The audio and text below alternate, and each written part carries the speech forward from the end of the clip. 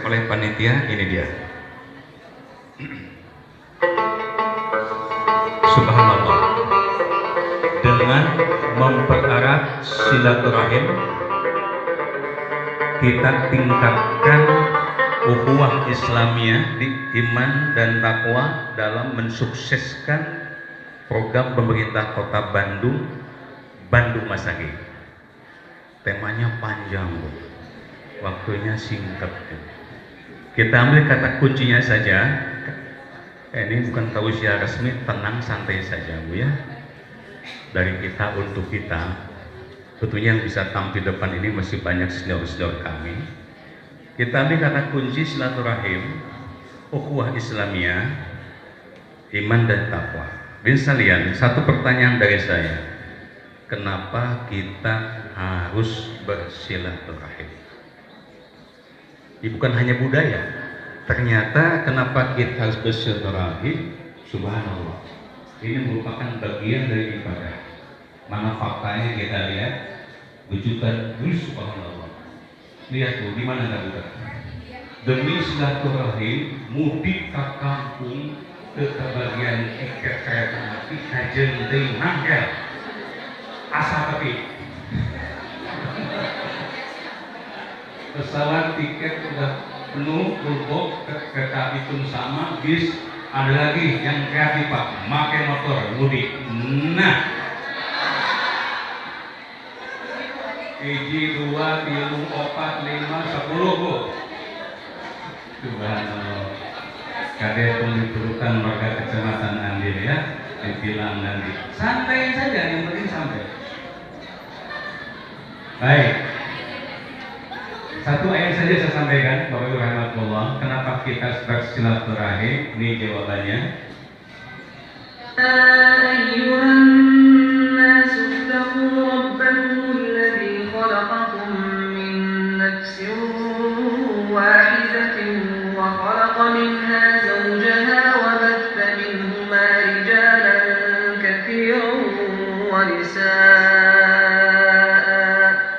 واتقوا الله الذي تساءلون به والأرحام إن الله كان عليكم رقيبا. An-Nisa surah keempat ayat pertama, Allah menyatakan Bismillahirrahmanirrahim. Ya ayyuhan nas, wahai segenap manusia. Manusia yang mana yang dipanggil dalam ayat ini? Manusia yang pertama, manusia masa kini sampai hari kiamat terpanggil, termasuk kita. Ittaqu rabbakum, bertakwalah kalian semua kepada Tuhan kalian. Alladzi khalaqakum min nafsin wahidah, yakni Allah yang telah menciptakan kalian dari jiwa yang satu. Siapa? Nabi Adam alaihissalam. Di dunia ini ada 3 manusia yang istimewa. Ada manusia lahir ke dunia tanpa ayah, tanpa ibu, Nabi Adam. Ya. Ada manusia yang dilahirkan punya ayah, nggak punya ibu. Siapa? Wa khalaqu minha zawjaha. Itulah istri beliau, Siti Hawa. Dibikin sup yang paling atas, Nabi Adam. Yang ketiga, ada manusia punya ibu tapi nggak punya ayah, Nabi Isa alaihissalam. Walaupun sampai Bandung banyak anak-anak yang lahir tanpa ayah. Betul. Fabassa minhuma rijalan katsir wa nisa. Kemudian Allah azza wa jalla menjadikan dari keduanya Adam dan Hawa rijalan katsir wa nisa, laki-laki dan perempuan yang banyak, termasuk kita. Katanya 7 miliar Pak penduduk negeri ini, penduduk dunia ini. Wattaqullaha, dan bertakwalah kalian semua pada Allah, alladzi tasaaluna bihi, yang setiap saat kalian saling meminta satu dengan yang lain dengan menggunakan namanya, wal arham, dan sambungkanlah silaturahim. Terjawab sudah pertanyaan pertama. Kenapa kita mengadakan acara seperti ini? Saya yakin para panitia, subhanallah, entah berapa bulan persiapannya ini. Kita yang jauh, yang dekat hadir ke sini, saya yakin Bapak Ibu banyak kesibukan yang luar biasa. Kenapa? Karena ingin memenuhi perintah Allah. Ya, rezeki yang kita keluarkan untuk memenuhi perintah Allah bukan dibuang sayang. Allah akan menggantinya dan rezeki yang berlimpah dan barokah, insya Allah.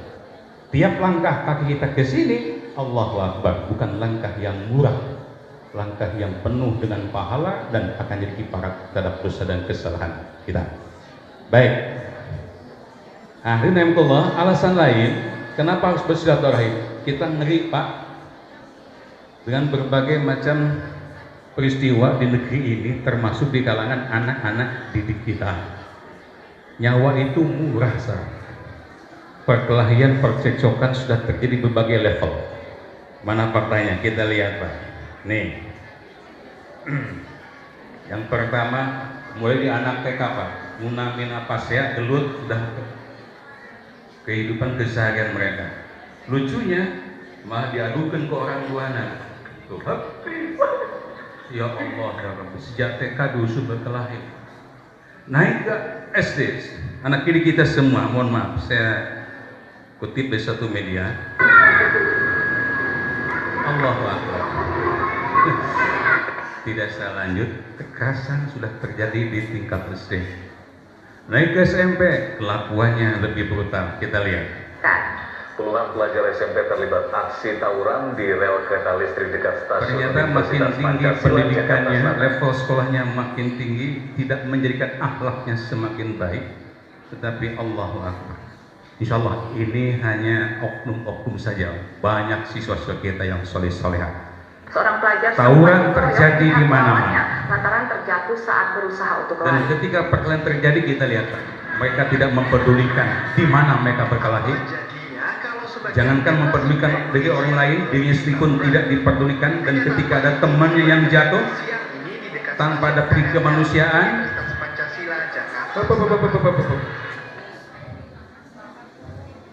Allahu Akbar.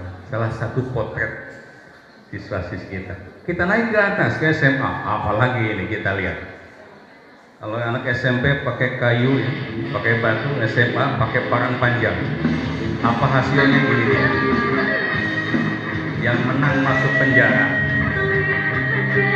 yang kalah digotong di atas pusara dan masuk liang lahat. Naudzubillah. Akankah terus terjadi peristiwa ini karena anak didik kita? Tentu tidak. Inilah pentingnya silaturahim seperti ini. Ternyata tidak hanya anakna, incuna, nini nage, masih contoh mana Pak? Kita tinggal. Nini namanya contoh, Pak saya. Ega terus bautan. Kamana nini nangan batu, jam naon batu, jam maledo tatanggana bebesanan terjadi. Hup, iya. Allah, sugan teh mau keluar Bu. Nah.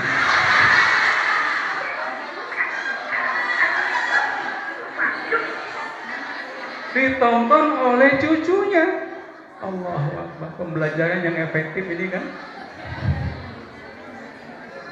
Satu lagi, tapi saya malu memperlihatkannya sampai oknum-oknum anggota Dewan terhormat di Jakarta. Kursi terbang, meja dijungkelkan. Perut naon? Ngeri Pak. Kalau pengisi negeri ini sudah begitu dari tingkat kecil anak-anak SD sampai tingkat atas sana, Allahu Akbar. Apa yang mesti kita lakukan? Forum silaturahmi inilah salah satu solusinya. Hadirin rahimakumullah, saya kira penting banget sekarang ini. Kalau bisa jangan 1 tahun 1 kali, kelamaan. Tiap bulan panitia karunia terdoran. Ya, setahun 12 kali cukup lah. Hemat saya nggak perlu pakai dana, asal mau kumpul, undang narasumber, wah subhanallah. Perlu ini. Baik, hadirin yang Allah muliakan. Pertanyaan yang pertama, masuk pada pertanyaan yang kedua. Nih, saya akan ungkap sekilas saja apa kehebatan silaturahim itu. Selama ini konteks silaturahim hanya sebatas istilah saja. Bahkan mungkin banyak saudara kita yang belum tahu isi maknanya. Ternyata silaturahim itu bukan cuma sekedar istilah, tetapi memiliki kehebatan yang luar biasa. Di antaranya kita lihat. Pertama, dengan silaturahim dijamin dibukakan pintu rezeki. Yang kedua, dengan silaturahim dipanjangkan sisa umur. Yang ketiga dengan silaturahim mewujudkan kebersamaan. Yang ketiga dengan silaturahim diampuni dosa. Malah yang kelima akan mendapat limpahan rahmat, dan keenam insya Allah akan disambungkan hubungan kita dan Allah Rabbul Alamin. Bisa tambah yang lain. Ini berujuk pada keterangan dalil, rujukan dalilnya. Tentu tidak semua bisa kita bahas, sebagian saja. Baik, kita lihat.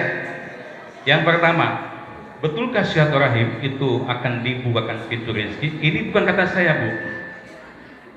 Baginda Habibana Rasulullah Muhammad sallallahu alaihi wasallam bersabda, kata beliau, ayyub satallahu fi rizqihi, siapa yang ingin dibukakan pintu rizkinya, falyasil rahimah, sambungkanlah silaturahim. Sambungkanlah silaturahim. Dengan menyambungkan silaturahim, rezeki terbuka. Ada yang nanya, apa hubungan silaturahim dengan rezeki? Kan jauh. Oke, rahimahullah, saya jawab itu, bicara masalah rezeki pasti karena sertifikasi ya Ibu ya. Rizki sama dengan sertifikasi, rizki sama dengan THR, ya kan? Rizki itu luas. Dan bicara masalah harta, sepanjang manusia hidup dalam tanah ini, tidak mungkin kita temukan manusia yang akan puas dengan harta. Sejamin itu. Coba saya hadirkan seorang manusia yang dinobatkan bahwa dia ini termasuk orang yang terkaya di dunia. Mana orangnya? Ini dia. Saudara, kita beralih ke Meksiko. Bu, Coba siapa namanya? Anda tebak siapa orang yang terkaya di dunia saat ini? Nih. Ya, dialah Carlos Slim dari Meksiko. Mang Carlos Slim, orang Meksiko. Kiduleun Kecamatan Andil. Mana orangnya? Berapa duitnya? Kita lihat. Nih. Di bidang telekomunikasi ini diklaim memiliki total kekayaan senilai 53 miliar dolar Amerika Serikat atau setara dengan 500 triliun rupiah. 500 triliun rupiah. Pak Ibu pernah lihat orang uang 500 triliun rupiah? Entong beli pingsan. 500 triliun, Pak Pengawas. Allahu Akbar. Kita lihat mana orangnya. Nih. Carlos Slim menggeser posisi Bill Gates, pendiri Microsoft. Usianya 74 tahun, kepalanya herang, banyak pendidikan dunia. Di luar, di belakang layar kaca, dia mengatakan, aku tidak bahagia. Duit 500 triliun tapi terbahagia. Pala Ibu. Mending kaya nggak bahagia, miskin atau tapi bahagia. Oyong benghar bahagia, hawak namina. Insya Allah. Loh kenapa nggak bahagia? Penyakitnya cuma dua, Bu. Nggak nyenyak tidur, nggak enak makan. Duit 500 triliun, nggak enak makan, nggak nyenyak tidur. Kenapa? Pas mau makan, bukan nggak kebeli, Pak. Sahuap 1 juta kebeli kusiya. Tetapi begitu dia masuk makanan, masuk minuman, yang dia nikmati bukan makanan minuman, tetapi pikirannya yang wah melayang-layang, perusahaannya ada yang demo dolar turun dan sebagainya. Pas tidur juga sama. Pas pernyataan Sayyidina Ali radhiyallahu anhu, dia menyatakan, jika kau memiliki banyak harta, kau akan diperbudak oleh harta. Tapi jika kau banyak memiliki ilmu, ilmumu yang akan menjagamu. Mudah-mudahan ini termasuk manusia-manusia pilihan Allah yang bisa memberikan bekal ilmu kepada anak-anak kita.